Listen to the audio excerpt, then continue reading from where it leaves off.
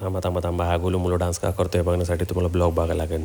तर सर्वात प्रथम आलो गाडीपाशी बजरंगबलीचे दर्शन वगैरे घेतलं. मिनी ब्लॉगमध्ये डेली अर्निंगमध्ये तुमचं स्वागत आहे मेहनतीच्या संघर्षाच्या प्रवासामध्ये. तर सर्वात प्रथम आपल्याला पडली ट्रिप रेल्वे स्टेशनवरून बावधानच्या कस्टमरला OTP वगैरे टाकून सांगितलं मीटरप्रमाणे येईल. ते म्हणले ठीक आहे. त्याच्यानंतर आपल्याला पडली पुणे एअरपोर्टची ट्रिप.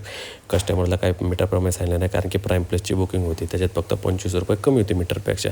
त्या कस्टमरला घेतला आणि OTP वगैरे टाकून आलो एअरपोर्टला आल्यानंतर त्याच्यानंतर आपल्याला पडली तिसरी ट्रिप ती की कोंडव्याच्या कस्टमरला सांगितलं मीटरप्रमाणे होईल. ते म्हणले ठीक आहे चालतं आहे. नॉन AC यायचं म्हणलं. संध्या सर म्हणलं नॉन ACपेक्षा AC जाऊ फक्त काही 50-60 रुपयाचा फरक पडतो. म्हणले ठीक आहे चालतं आहे. त्या कस्टमरला सोडल्यानंतर त्याच्यानंतर आपल्याला पडली स्वारगेटची ट्रिप. ते 7 ते 8 किलोमीटरचं बिल बघा किती काढलं 314. त्यानंतर आपल्याला जायचं होतं लग्नाला. त्यानंतर घरी आलो. नंतर लग्नात आलो मित्राचा व्हिडिओ वगैरे घेतला कसा सेल्फी वगैरे काढला. त्यानंतर आपण आलो वरातीमध्ये.